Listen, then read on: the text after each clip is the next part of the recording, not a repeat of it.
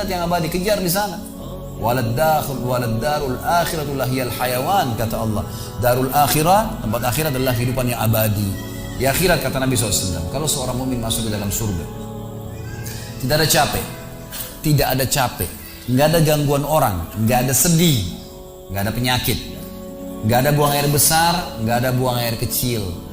Makanan dan minuman yang dimakan ahli surga yang tidak dibutuhkan oleh tubuhnya akan keluar dalam bentuk keringat yang lebih wangi dari bau kasturi.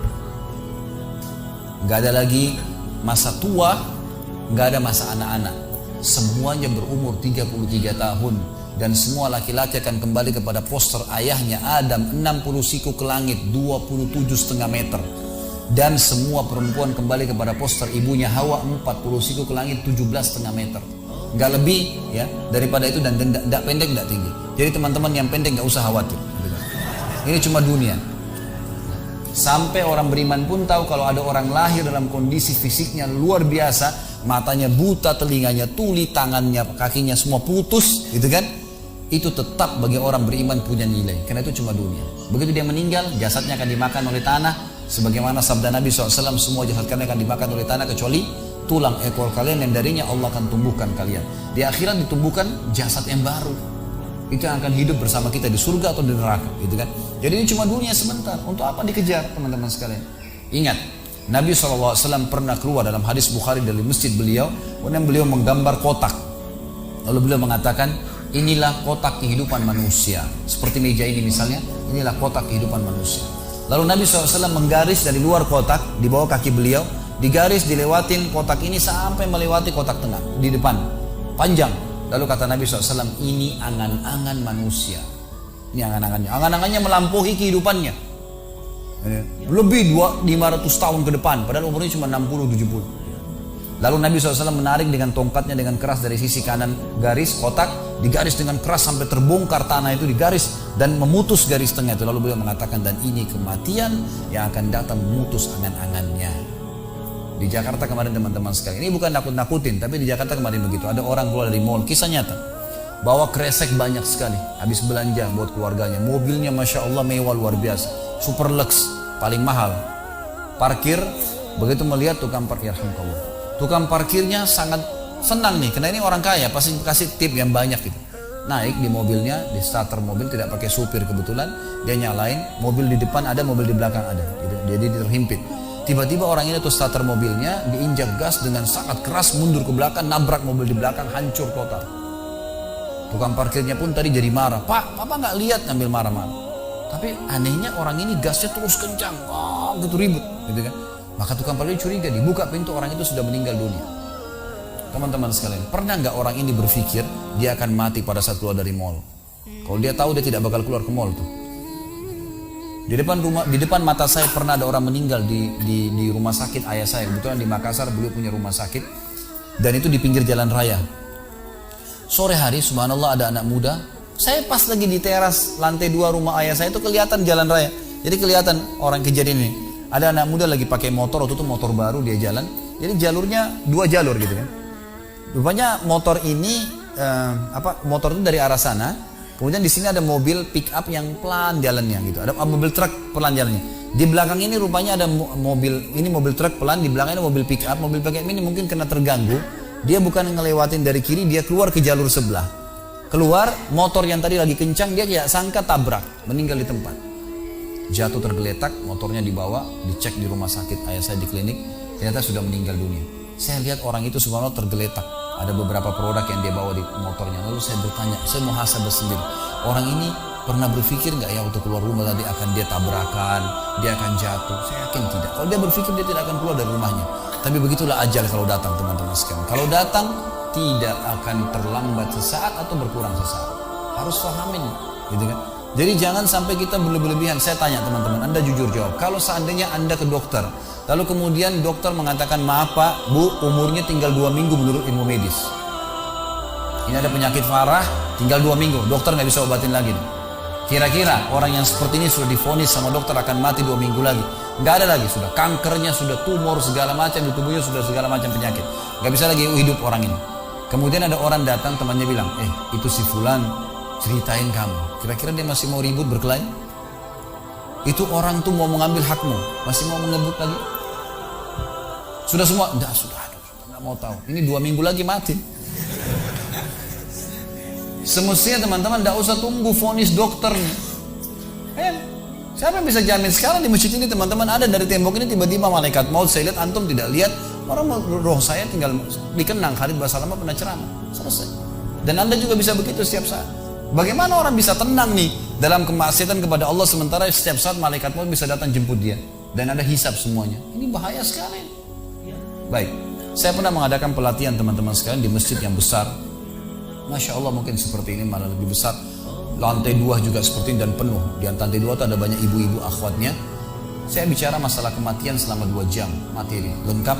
Kemudian setelah itu sebelumnya saya bilang sama panitia tolong supaya lebih hidup suasananya, siapkan kebutuhan jenazah, meja, kain kafan sama menyan-menyannya semua. Kemudian di sebelah masjid buatin liang lahat. Baik Ustaz, dibuatlah. Selesai saya ceramah 2 jam, saya bilang, Bapak Ibu sekalian, saya mau ajak anda 5 menit coba menjadi jenazah. Ada yang mau? Sempat ada yang angkat tangan depan saya. Kebetulan teman kita ini, saudara kita tukang batu. Adiknya dia kembar anak SMA sering ikut pengajian saya gitu. Dia hadir juga. Dia bilang, saya Ustaz. Baik, silahkan. Pak, saya minta tolong satu hal ya. Kalau Bapak naik nanti di atas meja ini, dibungkus dengan kain kafan oleh panitia, tutup mata anda dan bayangkan anda sudah mati dan dengarkan apa yang saya ucapkan. Baik Ustaz. Saya juga bilang sama panitia di atas masjid waktu itu, ibu-ibu, silakan kalau ibu mau coba panitia tolong bantu. Saya sudah pandu waktu sebelum pengajian. Ringkasnya adalah dia naik. Subhanallah, begitu dia naik, Bapak Ibu sekalian, orang ini naik di atas meja, begitu tutup matanya dan ditempelin kain kafan di pipinya. Ini kain kafan asli kita beli. Ditempel di pipinya langsung dia nangis. Nangis dia, terisak-isak. Lalu kemudian panitia taruh tangannya di dadanya terus dibungkus gitu kan. Lalu saya bilang, Pak, coba renungin sekarang anda sudah mati dan hiruk-pikuk di masjid ini ada orang nangis. Kebetulan adiknya dia yang kembar ini murid saya duduk di sebelah kiri kanannya dan membayangkan benar kakaknya meninggal. Mereka betul-betul menangis gitu. Ada jemaah-jemaah juga yang lain pada nangis. Saya bilang hiruk-pikuk masjid ini yang sedang menangis, ada yang sedang ngobrol. Ini anggap di rumah anda pada saat anda meninggal dunia. Dan anda tidak bisa protes. Gak bisa bilang saya tidak mau, jangan ribut, gak bisa lagi. Udah. Panitia pun menaruh tangan kanan di atas tangan kiri, kita nggak bisa protes taruh di dada. Dibungkus dengan kain kafan pun nggak bisa.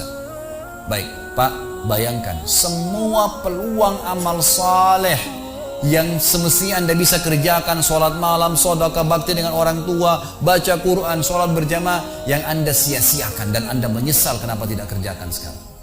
Dan bayangkan semua peluang dosa yang anda tidak sia-siakan. Kesempatan zina, berzina, kesempatan dusta-dusta, kesempatan riba-riba, semua dikerjakan. Dan anda tidak sempat taubat dan Allah akan hukum anda sekarang. Itu Bapak Ibu sekalian, saya tidak karang-karang dia sampai nangis-nangis Bapak ini. Terus dia nangis. Lalu saya bilang, tolong panitia datangkan geranda jenazah. Datangkan. Baik Pak, sebentar lagi kami akan angkat badan anda di geranda ini dan kami akan bawa anda ke liang lahat sebelah masjid. Diangkatlah dia. Saya bilang, Pak, renungin, resapi tubuh anda kesentuh dengan geranda ini. Ditutuplah lalu dipikul. Lalu saya pandu pakai mic, saya bilang, Pak, inilah detik-detik terakhir anda bersama kami. Terus sesalin perbuatan-perbuatan dosa anda pernah lakukan, peluang-peluang ibadah anda sia-siakan. Sampai tiba di luar masjid, saya turun ke liang lahat, saya buatin sendiri tanah. Kemudian saya buatin kuburan, lalu diturunkan dia. Setelah diturunkan, saya suruh tutup matanya, kemudian ditutup dengan kain. Saya keluar, lalu saya pakai mic, saya bilang, Pak, buka matanya. Inilah rumah anda sekarang. Walaupun rumah anda 1000 kali 1000 meter di dunia, kembali ke 1 kali 2 meter. Ini tempat anda sekarang. Dan sebentar lagi malaikat akan datang menanyakan kepada anda pertanyaan-pertanyaan yang anda sudah tahu. Selesai. Berapa mungkin sekitar hitungan detik. Ini semua proses kurang dari 5 menit teman-teman sekalian. Lalu saya bilang, buka. Dibuka kain tersebut. Lalu saya bilang, teman panitia bantu. Bapak ini keluar dia. Waktu dia keluar dari kuburan, liang lahat itu teman-teman, sempoyongan. Kayak orang yang sudah pusing itu keluar. Kemudian saya bawa ke masjid, saya pegang tangannya masuk ke masjid, duduk, lalu saya kasih mic, Pak, tolong ceritakan pengalamannya kepada jemaah jadi jenazah 5 menit. Itu dia pegang mic, gemetaran, Ustaz, saya tobat, saya durhaka sama orang tua, saya nggak sholat, saya begini. Ini dia lupain, ada ribuan jemaah depannya nih, dia nangis-nangis, sebutin semua kesalahannya, semua pada banyak ikut nangis, kayak orang ketakutan betul, gitu kan? Baik, selesai. Saya panggil siapa lagi yang mau coba, 2, 3, 4 orang, rata-rata semua begitu keadaannya, gitu kan? Alhamdulillah mereka sadar seketika pada saat itu.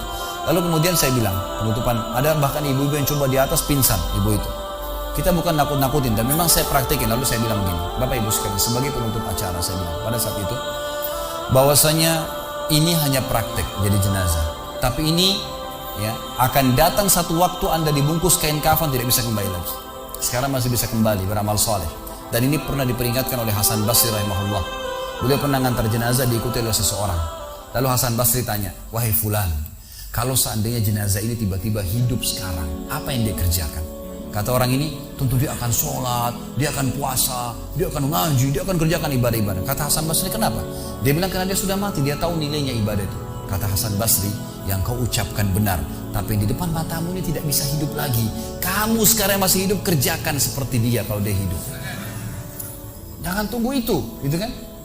Ingat teman-teman, pujian teman, ancaman teman, atau orang sekitar kita hanya sepanjang lidahnya. Kamu hebat ya, kamu kaya ya, kamu gagah ya, kamu cantik ya, sepanjang lidahnya demi Allah. Mau apa itu? Apa yang mau direbut? Orang-orang setengah mati sholat malam sejam 2 jam, besok ceritain ke orang hanya butuh pujian sepanjang lidah dia. Untuk apa? Teman-teman yang suka riak nih, saya ajarin caranya gampang. Ada caranya gampang. Kalau Anda besok pagi mau cerita kepada teman-teman Anda di kantor atau tempat, saya sholat malam, gak usah tunggu besok pagi setengah mati, ngantuk-ngantuk nanti malam bangun.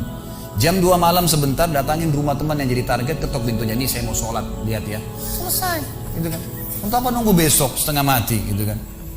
Gak ada gunanya riak, pujian orang sepanjang lidahnya, jangan, gak ada gunanya.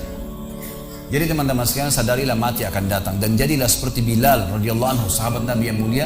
Waktu ditanya, ma ra'yuka bil maut, apa pendapat Anda dengan kematian? Kata beliau, marhaban bil maut, selamat datang kematian. Apa yang saya mau takutin? Apa yang dia mau takutin kalau selama hidupnya dari bangun tidur sampai tidur semua ketaatan? Pastilah terbalik, orang rindu, gitu kan? Orang mukmin itu rindu.